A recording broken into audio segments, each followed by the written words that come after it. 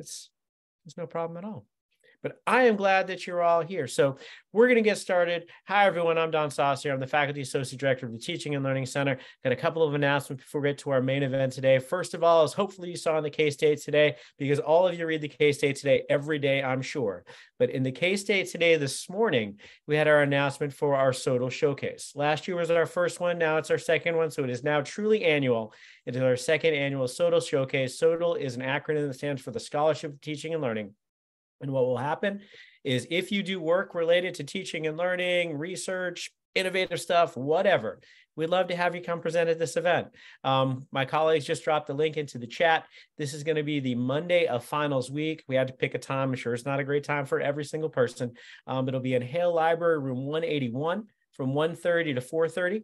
We're hoping we're going to have kind of a combination of both talks and poster presentations there. So if you're doing cool stuff that you want to share with the K-State community, we'd love to have you submit. The submission deadline is the end of the day on Wednesday, April 12th. So we'll have a little bit of time to make these announcements. I think that's 3 weeks from today. If you have questions, please reach out. But we'd love to have you part of that event. Also, if you found us, we have our professional development series at noon every week over Zoom in real time. We also archive all of these events and put them up on the webpage. So if you have a colleague who wants to watch this asynchronously, we'd love to have you too. And if you engage in enough of these events and do a very small kind of reflection assignment afterwards, you can get a professional development certificate from the Teaching and Learning Center, either as an instructor or a staff member, or as a graduate teaching assistant. So please reach out if you're looking to do those kind of things. Those deadlines will be coming up kind of soon, so I'll keep making those announcements. I always announce next week's event before we get to this event. Next week, we'll be having a teaching chat. A teaching chat, we'll have opportunity to kind of talk about the issues that you're kind of going through your classes. We'll share wins, we'll share challenges, we'll crowdsource some solutions, hopefully.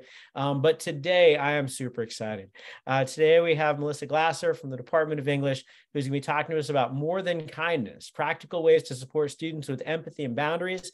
Not only is this an issue that a lot of us are wrestling with, how to kind of do that balance, but Melissa has been a hugely vibrant piece of our professional development series over the last couple of years, sharing lots of contributions. So we're excited that she'll be presenting in official capacity today. So without further ado, welcome, Melissa. Thank you so much for having me here, and thank you all for attending. I know the week after spring break is an especially busy time. We can probably say that about any week in the semester, but getting back into the swing of things and midterms can definitely be. So thank you so much for being here today. I'm very excited to share with you, feeling all the excite nerve stuff that Don talks about, both excited and nervousness, but nice to see some friendly and familiar and new faces as well. So I hope today's session is useful for you, and I'm going to start off by presenting some ideas, but also having a chance for you all to respond in the chat as well to some particular questions. So if at any point, Noah's going to help moderate the chat, but if at any point there's a question in the chat based on something that I'm talking about, I'm happy to pause and do that as well. So I chose the title for this talk, More Than Kindness, because I think at a basic level, we think of empathy in terms of being kind to students. And while kindness is certainly essential for empathy, there's a lot more to it. And I love Brene Brown's work, and I'll talk a little bit about her work, as well as some other just a little bit of research, and how boundaries can play into empathy in order for empathy to work for us and for the people that we're empathetic with. So just a real quick agenda today. We'll define empathy, talk about both values and boundaries and their relationship to one another, discuss how to be both flexible and consistent with our students, talk about how we can empower them and not just enable them, and some random tips at the end that didn't quite fit in any of those categories, but I wanted to be sure to talk about today, and hopefully we'll have some time for open discussion at the end as well. So first, with our definition of empathy, I like to use this definition from Brene Brown. So starting at the left, just overall empathy. Empathy is an emotional skill set that allows us to understand what someone is experiencing and to reflect back that understanding. So I really like to focus on these two parts of empathy. First That first part is that we understand what that person's experiencing. And that can be harder than we think because our own experiences and thoughts and feelings can get in the way of what we think the other person might be going through. And so that second part really helps keep that in check, reflecting back that understanding so that the person can either correct us and say, actually, that's not quite what I mean or what I'm experiencing, or they can feel validated and say, yes, that is definitely what I'm feeling. Brene Brown also breaks down empathy into two different kinds, cognitive empathy and affective empathy, that are both important to the way we empathize with others. And that first one, cognitive empathy, is really that, as you would think with cognitive, really that thinking and understanding and mental type of empathy. We recognize somebody else's emotions and we can really understand them. And that understanding comes through our own experience of thinking, gosh, I'm recognizing this person is feeling angry or scared or sad. I felt those things too, so I understand what it's like to feel those emotions. We may not know what feeling scared feels like to the other person, but we know what it feels like to us, and so we can relate on that level.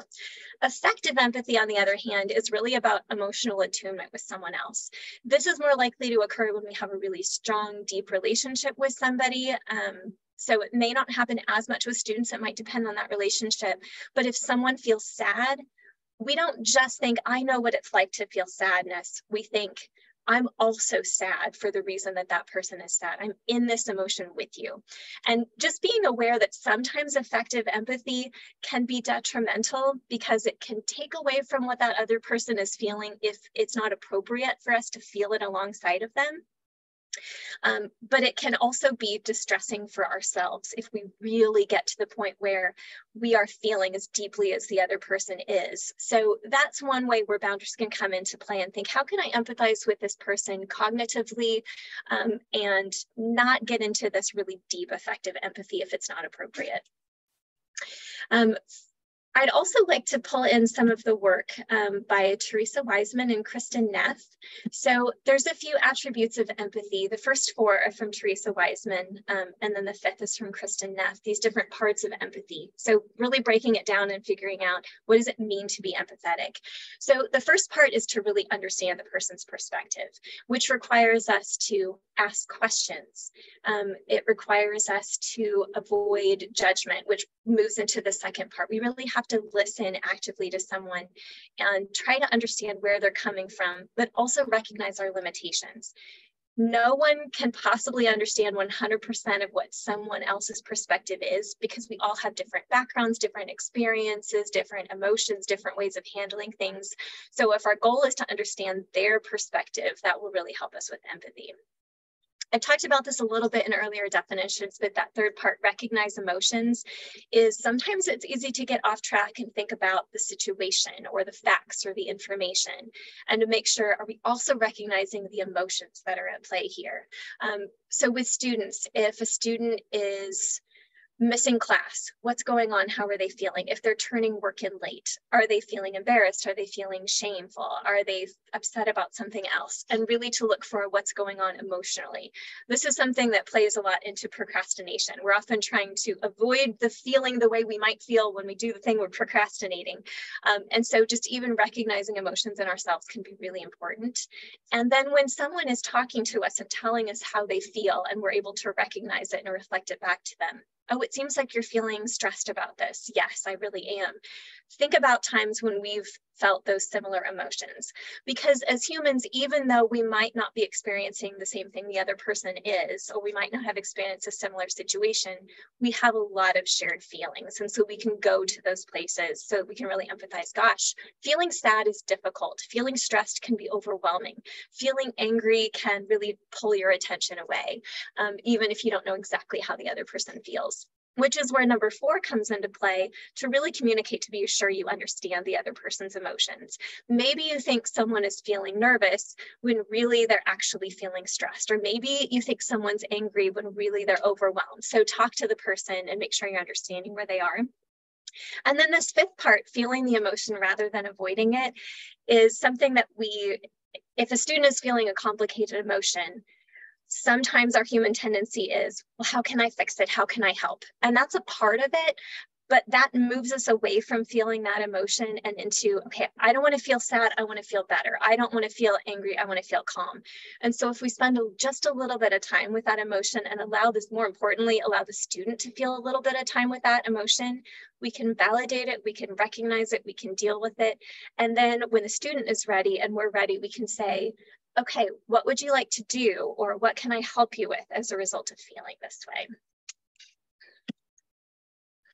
I really like this final quote from Brené Brown about the myth of empathy. So we need to dispel the myth that empathy is walking in someone else's shoes. Rather than walking in your shoes, I need to learn how to listen to the story you tell about what it's like in your shoes and believe you, even when it doesn't match my experiences.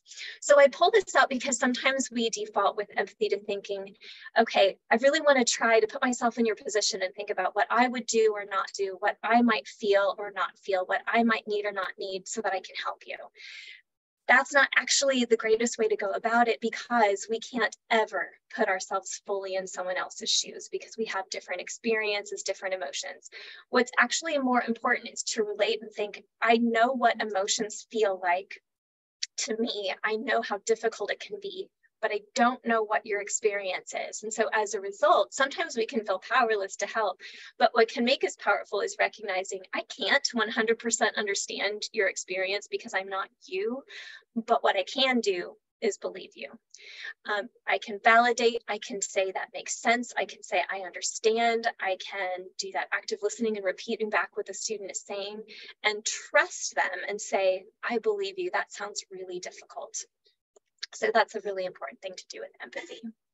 So I want to do a quick check-in, and we can use the chat to do this. So feel free to read those questions and start typing into the chat and let those show up whenever you're ready. But you feel free to answer one of these or both of them. Looking at these ideas and definitions of empathy, how does that add to your own definition understanding?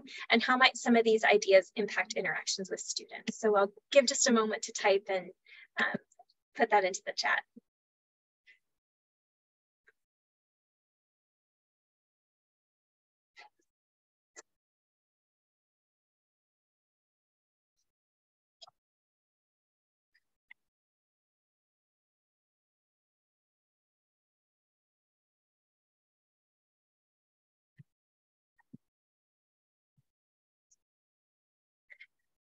So for recording and also for people typing, I'll share some of what's here. Dawn writes, I like the specification that empathy does not require that I have the same experiences. Sarah writes, I appreciate how being empathetic does not entail fixing a situation. Absolutely, because sometimes we can help fix a situation and sometimes we can't, especially if there's loss or grief that someone's dealing with. It's really hard because we want to help and we can't, but we can help the person by empathizing with them. Adri writes, it's helpful to relearn empathy from a place of understanding and emotion and not projecting how that emotion feels for a student.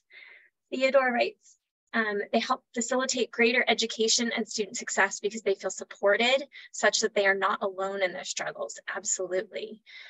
Jessica writes, as an engineer, my natural tendency is to try to fix. My dad's an engineer, so I know that well. The emphasis on feeling before or rather than fixing is a good reminder for me. La Barbara writes, I often respond well to my students, but you've given me more time to think about my own response. Absolutely.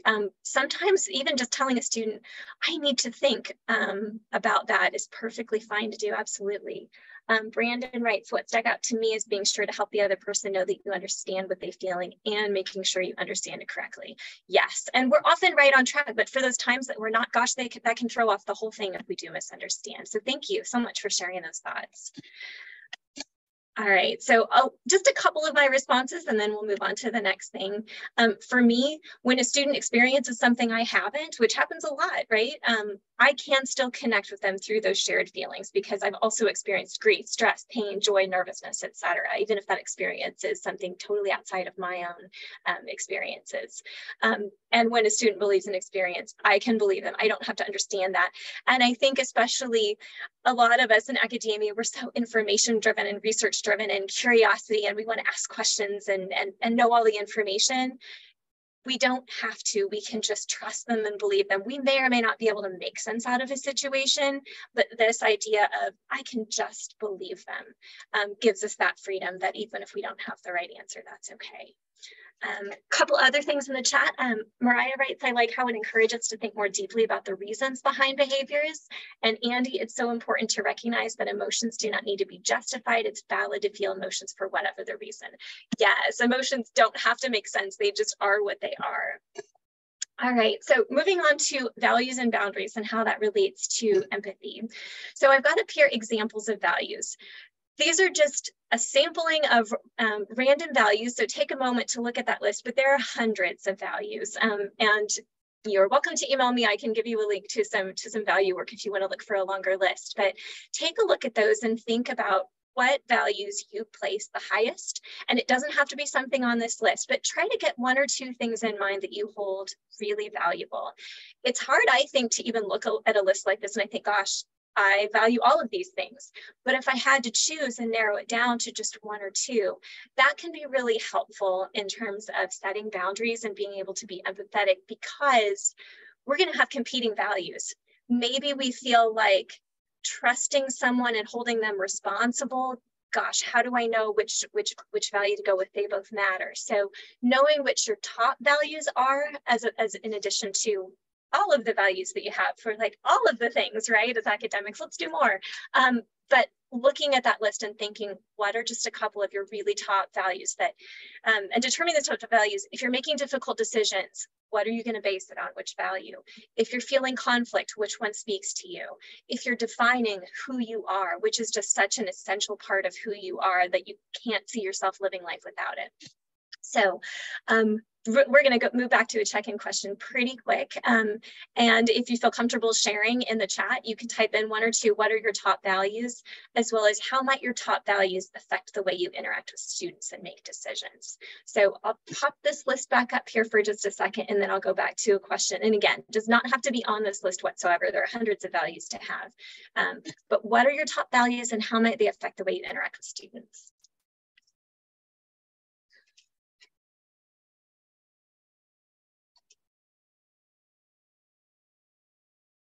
We've got trust, excellence, grace, trust, fairness, kindness and teamwork, honesty, kindness, consistency, growth, curiosity, fairness, growth, flexibility, respect, kindness, belonging. Awesome, these are really great. Keep them coming. And as you're thinking, what are some ways these might impact our relationships with students as well? So feel free to expand on those.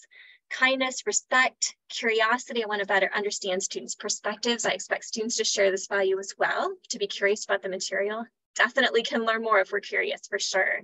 Growth, honesty, compassion, inclusion, trust, kindness. Judging fairness is difficult. Fairness is the one I struggle with and beat myself up if I think I haven't been fair enough. Good point. Thank you for sharing that. And we are going to talk about self-compassion as well as compassion later on in this talk as well. These help establish community such that students need to trust their instructor to teach them the material, but also trust they will do so in a way to facilitate their own success. Further, we must be excellent in our teaching to facilitate this. Yes, thank you, Theodore, for sharing that. Dawn writes, fairness is important to me, but it's hard to know what fair is. Yes, echoing what LaBarbara said as well. How do we know what fair is? And when we talk about flexibility and consistency, I'm not going to promise I have an answer to this. I'd be a millionaire if I could really define fairness, but I've got some ideas that can help us get a little bit closer to defining that, I hope. All right. So I want to share just a little bit of my own responses. So one of my values is serenity, which actually wouldn't have been a top value a couple years ago, but life can sometimes impact what our top values are. So especially with pandemic and other things in life, but it affects me because I often make decisions if it's something, this is the simple solution. This is going to bring calmness and ease to all who are involved. It's not the only value or only consideration, but I might choose that when I make decisions. And I value honesty. It's really high up there for me, but I also value respect and trust. So the way this affects my interactions with students is that I hope students are being honest because it's a really top value, but I may or may not be able to know that for sure. but I have respect and trust as high values. So as a result, I tend to give students the benefit of the doubt instead of asking for proof. I will say, gosh, you know, you told me you're going to miss class because of this thing that happened. I'm not going to ask them to prove it. I'm going to believe them. All right, so let's talk about boundaries. Boundaries, one way of defining boundaries, they're the limits and we set them for ourselves. And the reason we set boundaries is that so we can have healthy relationships with others. So when we hear the word boundaries, depending on our background in working with that word, we might think of these as rules or limitations, but they are and they aren't. They're different than those types of things. And they're really different from rules and law because they're the guidelines for ourselves. They're what we will do or not do.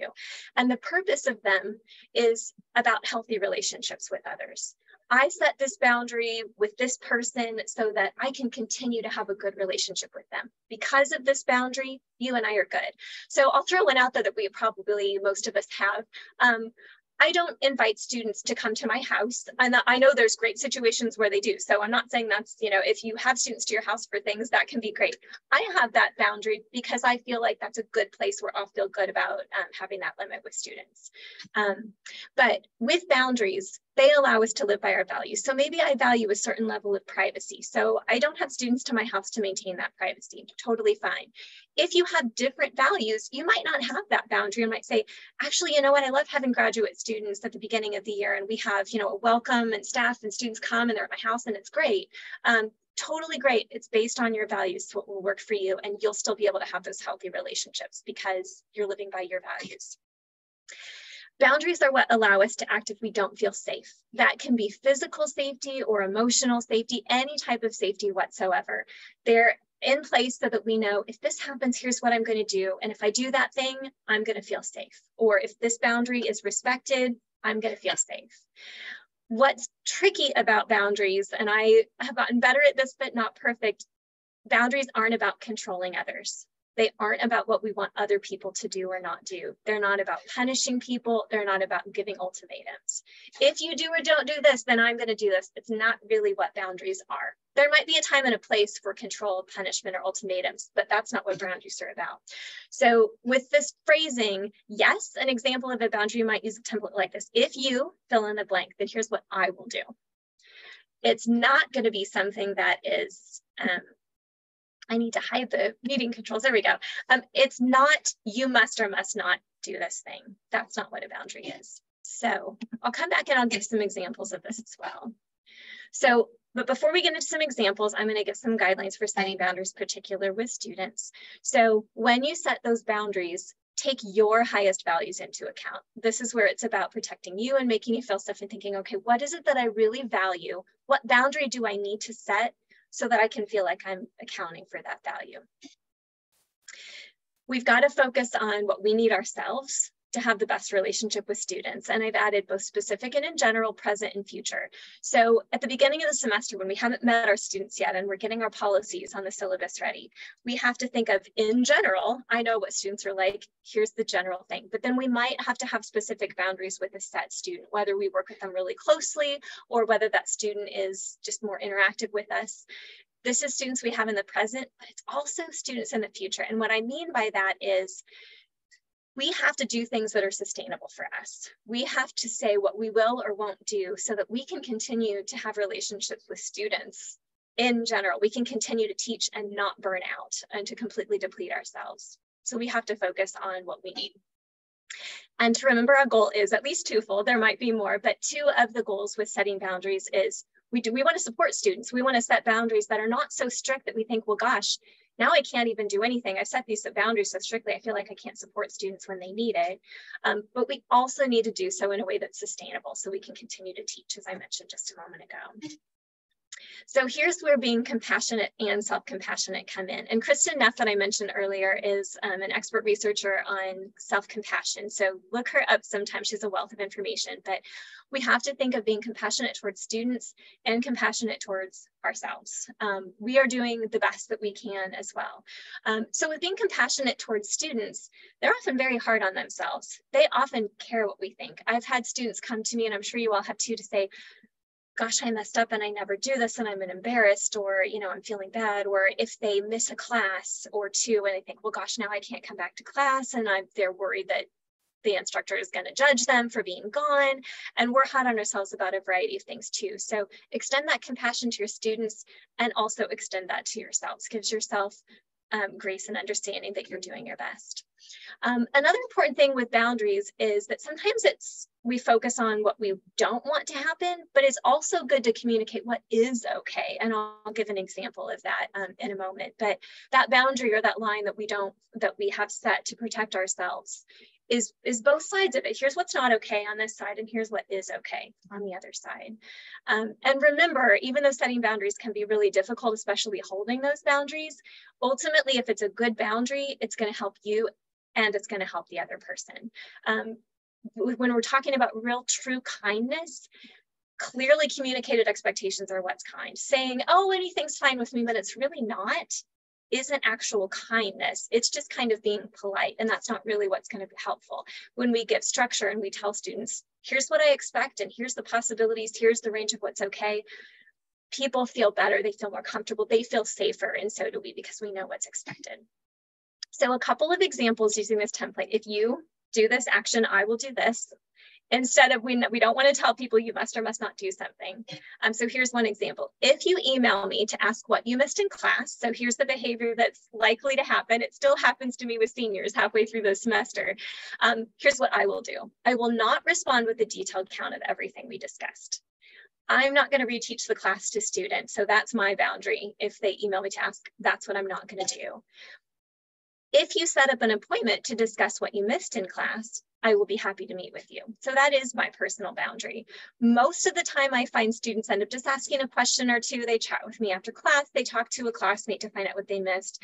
But for the on occasion student who's like, I really want to find out everything I missed, my boundary is, if you give your time to me, I will give my time to you. Versus it takes you 1 minute to email me and ask what I missed. It's going to take me, if I'm really thorough, a lot of time to tell you what we did, and I'm not going to reteach the class, but I'll give my time if they give theirs. So that kind of reflects both what is okay and what isn't okay, and none of it's telling the student, you must not email me to ask what you missed in class, because if we set boundaries like that, that's not actually a boundary. That's trying to control somebody else's behavior. We can either end up feeling frustrated when students ignore that, because they'll forget and they'll email and say, what did I miss? Even if you tell them not to, and we can feel frustrated. Or they won't know what to do instead. So if we provide them with, here's what you can do and here's how I'll respond, it allows us to respond to that behavior without worrying about what they do or don't do.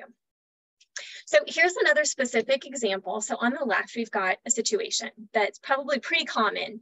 A student fails to meet a deadline and asks to submit the assignment late. So I have a list of possible boundaries here, from kind of the tightest, most strict boundary to the loosest boundary. Everything from no late work is accepted for any reason to, well, I'll accept it, but there's a penalty, or, well, I'll give you an extension, but you've got to have, an exceptional circumstance, or if you've got documented reasons for it, then I'll give it to you. Or if you ask for an extension, I'll give you one, up to, I just accept it late, there's no check-in needed. And I know enough people that teach here, all of these boundaries are things that have it in place. And none of them are right or wrong. These are all based on our own values. So real quick in the chat, if you want to share which of these boundaries would work for you in terms of late work. And if there's an option, I haven't listed everything possible. If you have something different, that's totally fine. But go ahead in the chat and put, what is a boundary that would work for you, and what value are you basing that on?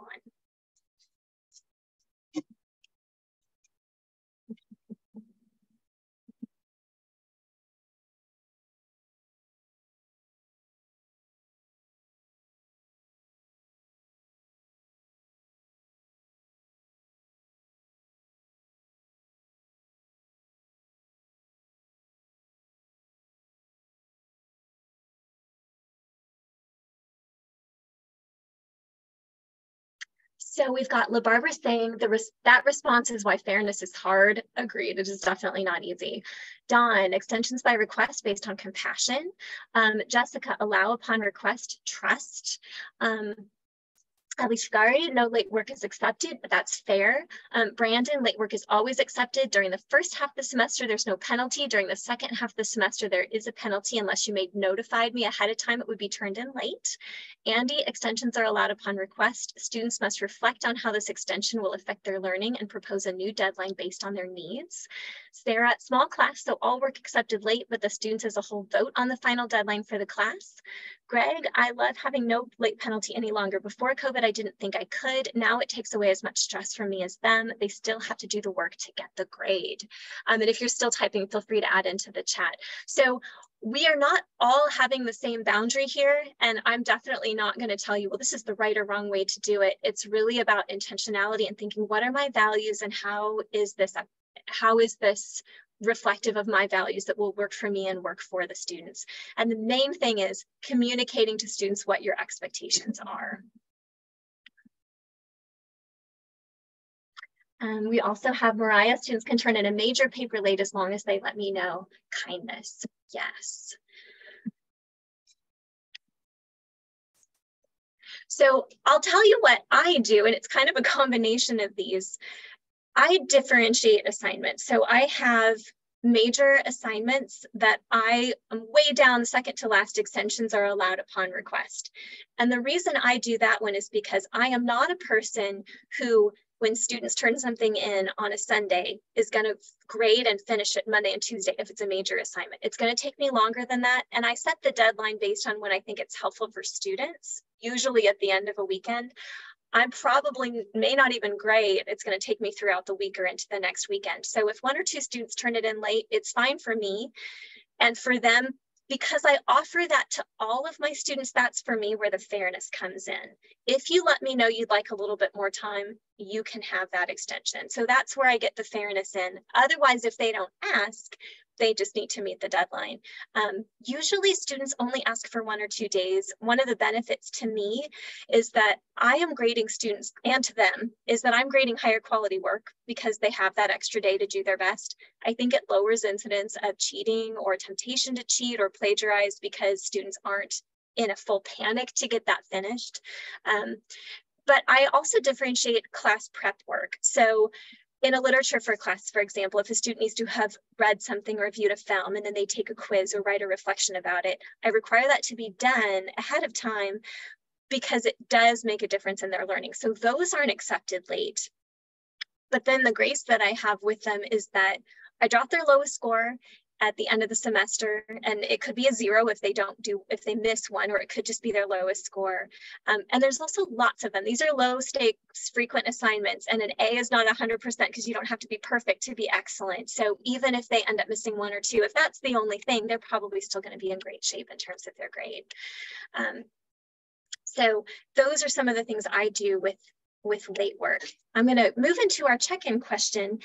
What other situations besides late work can occur with students that require you to know your values and to set boundaries? And then what boundaries might work best for you in those situations? So feel free to type those in the chat. And Barbara's added, absences are dictated for a freshman. I don't always agree with our policy, so I offer some latitude based on our discussion, reason, and when requested, before or after the absence. Yes, and sometimes we have those dictated policies that we can modify and make work for us.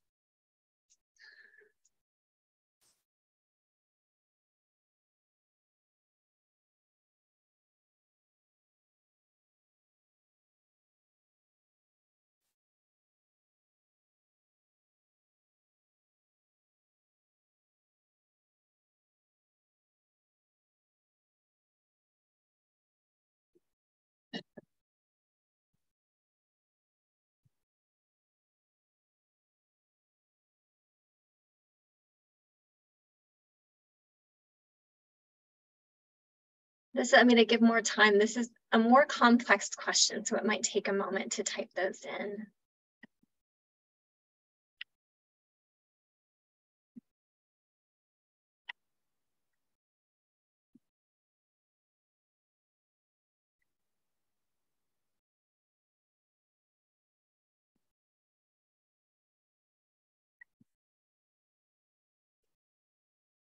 Okay, starting to have those appear, so I'll read those for us to hear. Dawn writes, when they request grade adjustments, there may be issues with fairness there.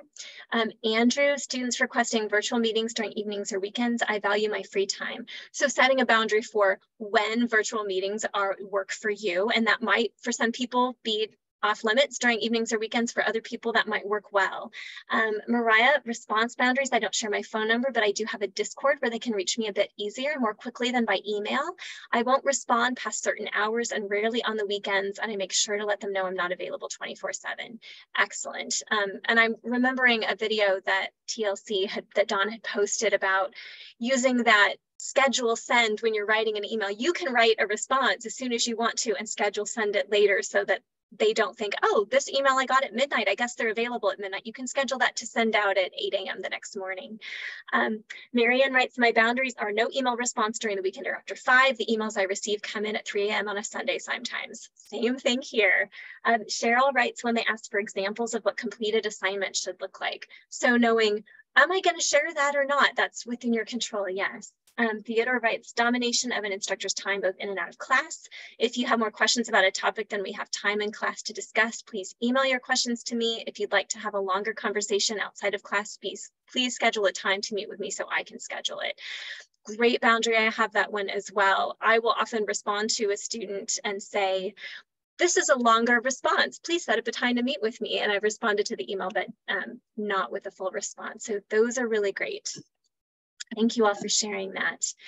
So I want to talk a little bit about flexibility and consistency. So this is kind of get into our ideas about fairness as well. And again, I don't have all the answers, but just some theories that I hope will be helpful. And I'd love to hear from you all too. So how can we be flexible and consistent, or how can we be fair? So here's where I'm going to say this is an issue of equity. So when we're thinking about DEIB, we may or may not think, we know that empathy is required for that, but it's actually really, really central. So when we think about equality, we know that that's giving everybody the same thing, right? But equity is about giving everybody what they need individually. So here's my theoretical approach to fairness, is telling students, I will work with every single one of you and do my best to give you what you need if it's within my boundaries of what I can do for you. So there is a great visual that you all may have seen, but I couldn't get copyright access to put it on the PowerPoint. It has 4 people, all with different physical features, and they're all given the same bicycle to ride, and it really only works for one person. Then the second graphic is the same 4 people, all with different physical body shape, sizes, and abilities. And they're each given the bike that's appropriate for their body that they can actually use. So that's equity versus equality. Equality is the same bike and it really only helps one person. And it's not really fair. It's only fair to the person that that bike works for. But if you ensure that everybody has a bike that works for them, that's equity, and that's what we're going for. So when it comes to fairness, treat it in terms of equity versus equality. And that, not always, but that can often help us figure out what to do. I like the bike analogy as well, because you can set boundaries and you can tell your students, here's all the things that are okay. I have recumbent bikes, I have dirt bikes, I have road bikes, I have 10 speeds, I have 3 speeds, I have this size and this size, I have these kinds of wheels, but I don't have motorized bikes, and I'm not going to provide you with the motorized bike. It needs to be something that you work the pedals for. So that might be something, figuring out, okay, here's all the possibilities, which one works for you? And that's part of where we trust our students to tell us what they need. And if they say, hey, this is what I need, this is the bike that works for me, instead of putting them through a rigorous physical test, just say, great, that's a bike that I have available, you can have that one. And asking the next student, which bike do you need? And making sure everybody gets a bike that works. So giving them what they need to succeed. The students' responsibility on this part is to tell us what they need. But they might need to be told, I want you to tell me what you need. Some students are going to come to you and advocate. Some might even advocate maybe a little bit too much, and you might have to have a boundary conversation about too much accommodation. But a lot of students might take that syllabus and those policies and think, these are the rules, this is what I have to follow. They might need to be told, if this doesn't work for you, I want you to talk to me and we'll figure something out that works for those students that are shy. And that may be cultural, it may be personality wise, but sometimes students need to be told, please tell me what you need. Here's the other part, and I've mentioned this before. When students tell you what they need, just like when students tell you how they feel or what they're experiencing, we've got to believe them. When they tell you what they need, we also need to believe them. As long as it's in that realm of, here's all the things I can offer to you, here's the kind of bikes I have, just give them that bike. If they ask for a motorized bike and you can't provide it, you can say, I believe you that would work best. Here's my reason why that's not going to work. What else can we do? Maybe there's a bike you haven't thought of that you thought, oh, okay, that one will work. It's still not a motorized bike and we just need to discuss it, but do believe them when they tell you what they need. Here's where kind of this approach gets into trust that I know is a value for a lot of you. I operate this way. It's my philosophy. I recommend prioritize serving the vast majority of students who are honest about what they need and what they're experiencing, rather than stressing over the small minority who may not be. In my experience, by and large, most students, if they tell you what they need, they really do need that, and they really are honest. I would much rather 1 out of 50 students get something they didn't really need than to have the 49 out of 50 who did need it and got it risk not being able to get what they need. So that's kind of a risk-benefit analysis for me. This is a really key concept, I think, as well for empathy, both with flexibility and consistency, and setting boundaries. Trust that most students and most humans are doing the best they can with the tools that they have. So this doesn't mean people can't get better and have additional tools, or that they might improve or have greater potential. But in that moment, the behavior that you see and the emotions they're experiencing, if we assume they're doing the best they can with the tools they have, then we can set those boundaries accordingly and those expectations and communications. If the behavior changes, we might need to adjust the boundary one way or the other. But if we believe that they're doing the best they can with the tools they have, that can be really helpful for us.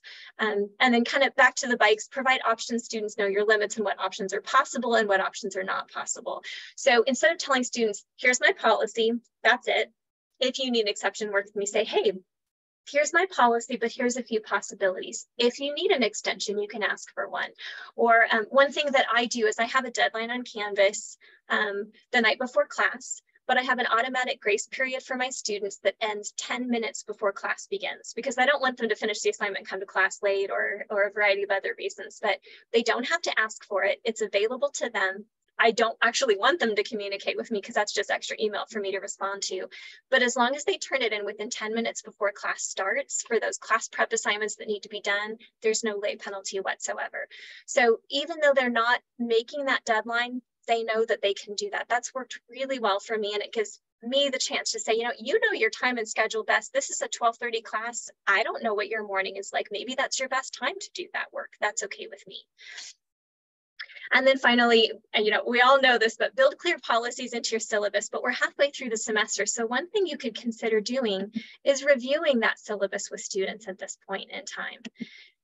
This is a great time of semester to do that mid-semester check-in with students. How's the class going? What can I improve for you? T-vals are at the end. They're not going to help that class. They'll help the next class. Do that mid-semester check-in and ask students, what's working? What do I want to change? And at the same time, then you can provide them some feedback with those syllabus reviews. Sometimes what happens at this point in the semester is we think, gosh, don't they know this by now? But maybe it's a student who they've actually had perfect attendance. This is the first time they've missed, and they don't know what they're supposed to do because it's been 8 weeks since you've gone over the syllabus. Or they've turned in absolutely all their work on time. Now they've got a project due and they don't remember what that policy is. It can save you a lot of time and heartache if you do that mid-semester syllabus review, just highlighting a few key policies. You don't have to go over everything. And here's where empathy comes in. We think, I keep my policies pretty consistent from class to class so that I can remember them. If I created different policies for all of my classes, I do vary a little bit, but it can be confusing. If we think of our students, they have 4, 5, 6 classes, and they have zero control over the policies, and trying to remember 6 different sets of policies for 6 different classes is an awful lot, especially if they haven't looked at those policies for 6 or 7 weeks. Now, they can, of course, go back to the syllabus and review it to find the answer, and that's what we'd love for them to do, but it can be really proactive and empathetic, just knowing this is an informationally driven world. Go look it up is kind of what we do for everything. Take 10 minutes in class one day and just do a quick review, or post something online, a quick video for them to watch if that's easier for you, just to review some of those key points. Okay, so I want to do check-in questions in the chat, and I know there's a couple comments I've missed, so I'll start with those, but think about examples of times when students need us to be flexible. What else besides maybe turning something in late? And then why is flexibility so important? So feel free to answer either one of those questions in the chat.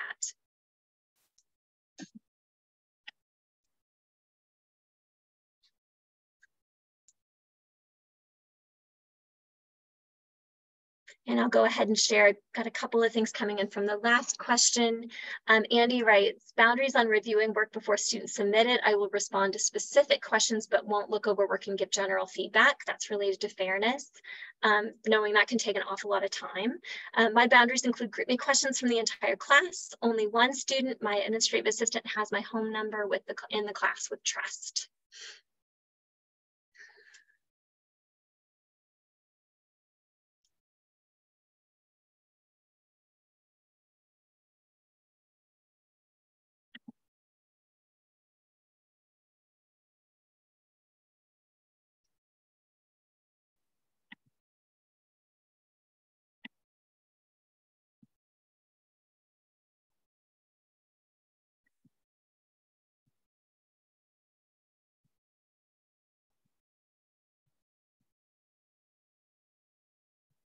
Okay, so in terms of our questions here, when do students need us to be flexible? Why is it important? In the chat, Dawn writes probably all the time, flexibility is important to support student success. Theodore writes unexpected trauma or tragedy. They're going to be cognitively, emotionally drained and may need some accommodation in class. Absolutely. Andy, flexibility on in-class participation. I let students have listener days when they are feeling like they just don't have it in them to engage fully. I would rather have them be there passively than not attend at all. Yes. Brandon writes, flexibility in attending class in person versus Zoom, flexibility in attending class at a specific time, flexibility in turning in assignments. Our students do not necessarily have school as their #1 priority, nor should they. Giving flexibility acknowledges that they're trying to balance work, finances, health, relationships, etc., in the best way for their individual circumstances. Definitely. LaBarbara writes, flexibility when a student experiences their first death of a family member or close friend. Yes. Andrew, contrary to popular belief, a lot of times the real world is flexible, so we might as well let students see we can be flexible too. I certainly hope so. I need flexibility myself. Mariah, attendance and or modality. Sometimes I make it clear that students' health should be their priority. So if they get sick, they should stay home and get well, but they stress about missing, so I'll allow them to Zoom in even though I'm not the best at hybrid. Excellent examples of flexibility and needs.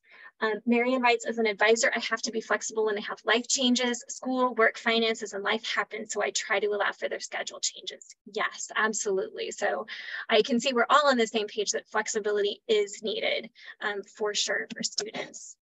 So a couple of things I want to add to that that I mentioned already. I'm super flexible with deadlines on major projects. I just don't accept class prep assignments late with extenuating circumstances. I'd work with a student too. And part of what's important, and that's great, the boundaries helping on both sides of the line here, I can extend a grace to students and in turn, they extend it back to me when I need flexibility or something changes for me, which definitely happens at least once a semester. I need some flexibility. So they see it as a two-way street and I get to see it as a two-way street, which is really great for building those positive relationships. So let us shift into talking about empowering students and not enabling them. First, to empower students, I think it's important, reach out to students who show signs of distress. Sometimes students come to us, but sometimes they don't. We can probably all think of examples of a time when a student didn't come to us, but we thought something was wrong and we reached out and they said, thanks for reaching out to me. You noticed. If they're absent, their work changes, their behavior appearance changes. Shoot them a quick email if you don't see them in person and say, I noticed that you're absent from class. Is everything okay? I'm here to support you, that kind of a thing. I also recommend scheduling one-on-one meetings with students at least once a semester. If you have large classes, this can be really difficult. There's lots of ways of meeting in groups. If you've got large classes or I'll be in my office from 2 to 5. I want you to stop by for a 30-second hello, how's your day? And just touch base person to person with those students outside of that classroom environment. Really getting to know and building those relationships so that students feel like they can be empowered to come to you should they want to. Build class community. We all know this, but it's just one more reason why it's so important between students, each other, that they've got that those relationships as well as with you. And this is kind of echoing something that Andy wrote in the chat. With class engagement, giving students permission. It's okay if sometimes you just show up, but also discuss how engagement in class can look different. So we often think of engagement as I'm the one raising my hand and speaking up, asking questions or answering, but it can look like so many different things. It can look like taking notes, partner work, paying attention, making sure that you're prepared, eye contact, and all of these things that make sure students know here's all the ways to engage. It doesn't have to be the other way, which empowers students, but it also, we're not going to enable them to say, oh, you feel a lot of anxiety talking in front of the class, never mind, you don't have to engage. Not true. You can say, you don't have to talk in front of the class, but here's all the other options that you could go with so that you can manage your comfort level and anxiety and, your personality and things like that. You can still be your authentic self and engage. And thank students for being engaged, whether it's a class in general or a student in particular. If you have a student who's gone from class a few times and they show up, it can be hard for students sometimes to say, okay, I've missed the last week. Is it really okay for me to walk in there? There's 20 people in this class. People are going to say, where have you been? Who is that? Just let them know you're glad they're back. It doesn't have to be a big deal. You can just say, hi, so-and-so, good to see you today. Or just smile at them and say, awesome, glad you're here. That can really make a difference to students because they're worried they might be worried about what you think. Is it really okay for me to come back when you're saying, yes, by all means, that is the best thing you can do. Sometimes they need that reinforcement. And last, if you take anything away from today's presentation, remember that traumatic or difficult circumstances may be impossible for students to share with you. They may not know how to talk about it. They may or may not feel safe, and it may or may not have anything to do with you. There may be something about you that triggers them that's not about you personally, but about part of your identity, whether that has to do with gender or age or even just your name. Maybe your first name is the same first name as somebody else that was not a safe person for them in their life. You may never even know. Students may not realize that they've gone through trauma. They may not have even processed it yet, or they know it's happened, but they may not have labeled it as trauma or even as difficult if it's not, whether we're going to categorize it as trauma or not. It may be impossible. And it also, sometimes if we ask students, just tell me what's going on and I'll be there for you. I've moved away from that and I've moved into, if I can help you, let me know. And I tell students, you don't have to tell me the details. I will believe you and support you. I'm here for you. If it helps you to talk with me, please do, but it's your private life and it's okay.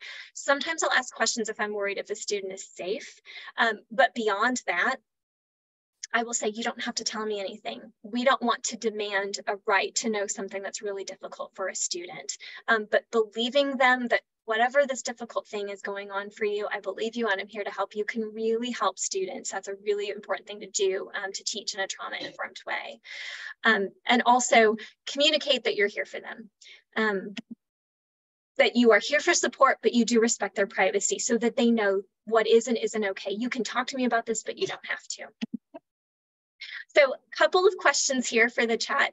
What are some other specific ways we can help empower students, and how do boundaries help us avoid enabling those behaviors? And I think, gosh, we don't want students to take advantage, even if that's the minority. So when you're ready, go ahead and share those in the chat.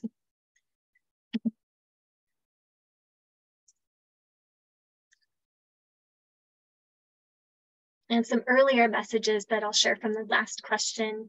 Brandon writes and tags Andrew, I sometimes wonder if the examples of inflexibility in the workplace are simply individuals mirroring inflexibility they experienced while they were in school. Let's change that norm. Yes. And Andrew writes back to Brandon, that's a great point, especially considering a lot of management positions require college degrees. I'm all for changing that norm. Yes, let's change that norm. We've had COVID change an awful lot of norms, so let's see what else we can do. Dawn writes, give them ownership of their decisions and be available to them when they need us and let them know we're available and rooting for them. Yes, yes. Sometimes asking students, what would be helpful to you here? They often know. And if they don't, you can say, that's okay, let's brainstorm some options together. And then you can tell me what those options will come for. And of course, you know, that's for anything, even if a student isn't going through a difficult time or needing exceptions, giving them ownership of decisions in class is a great thing to do. Sarah writes, I don't recommend doing this every semester, but last semester, my very elderly cat died the night before class. I was very torn about holding class and or sharing the students about why I canceled class. I ended up sharing my reason and asking them to share photos of their favorite animals with me and was delighted by how they responded. I ended up deciding to do this because I kept telling them that I understood life happens and we all need to find ways to handle it. Sarah, I love that so much. And I had an elderly cat die as well. And I know what that experience can be like. It's a wonderful thing that you shared with your students, and thank you for sharing it today.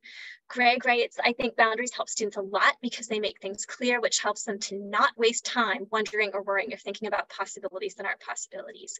Yes, if we tell them, hey, I don't have motorized bikes, but I've got these 5 kinds, maybe they won't ask us about a motorized bike, and they won't waste that time and stress wondering and worrying about it as well. Okay, if more comes in the chat, I'll come back to it. In the meantime, I'll share a little bit of my response. When students fall behind due to unexpected or difficult circumstances, I ask them to set the deadlines. And I'm often surprised by how little they ask for. They usually just want an extra day or two. On a rare circumstance, a student says, well, can I have 2 weeks? Then we have a conversation. I say, well, there's more work coming and I'm worried you'll get further behind by that. But they usually ask for less time than I would have offered them. And it gives them that empowerment to set those deadlines. And another note, just boundaries are about protecting ourselves and also letting students what no isn't okay. And protecting ourselves is mostly protecting our time and energy, not usually an issue of emotional or physical safety, though it can be. But if we are drained or stressed, we're not going to do our best at teaching. So it's protecting ourselves so that we can be happy in our lives and we can serve students. So just some random tips. What else can we do related to empathy? I've mentioned this, but I'm going to highlight it. Take care of your own needs first. It's just like putting your own mask on in the airplane first. Giving to others when you're depleted, it's just not sustainable and you'll burn out. This one I love. Read a book, literary fiction in particular, and encourage your students or other people in your life. There are lots of studies on this, including a study published in Science that links increased ability to understand other words. So in other words, better empathy and other things. With reading complex narratives based on multifaceted characters. So it's not just reading anything, it's reading something where you've got complex characters that are not all good or all bad and that have lots of complicated perspectives and experiences. And we try really hard to understand what characters in a book are going through. And these studies demonstrate, yep, you're more empathetic the more you read. So if you're reading, especially if you love to read, you're not only taking care of yourself, but you're also becoming more empathetic. Abide by the belief that most people are doing the best they can and set boundaries that reflect your values, which I've mentioned, but I want to add to that. Even if you have an example of somebody who maybe they're not doing the best they can, if you act as though they are, you are less likely to think, I'm so angry this person is not doing their best, or oh my gosh, I'm so disappointed or hurt that they're not doing their best. Instead, you can say, you know what? They're doing their best in this situation with the tools they have. I'm going to have compassion towards them. That's what gives us peace and joy.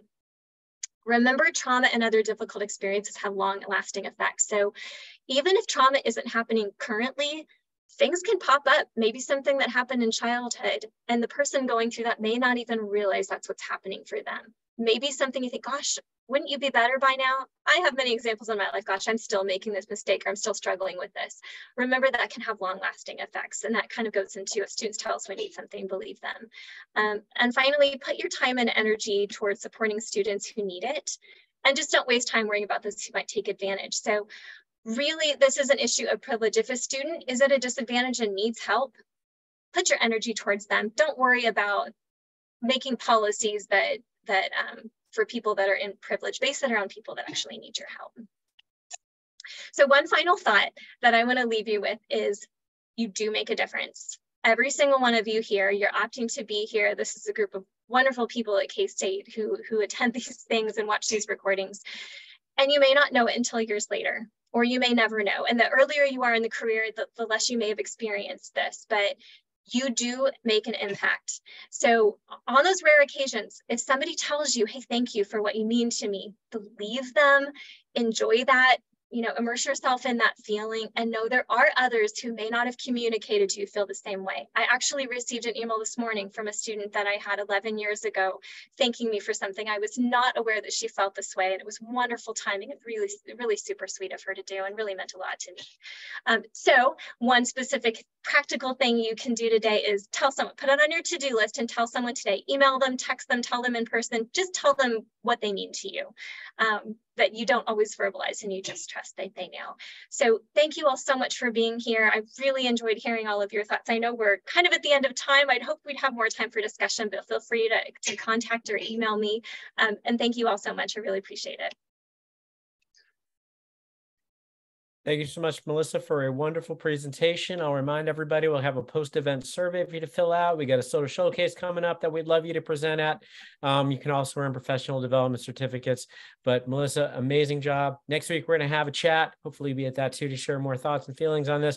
But I think this presentation came at the perfect time, right after spring break, when we kind of need to hard charge for that rest of the semester, and we're likely to run into life, and our students are likely to run into life. So thank you so much for your presentation today.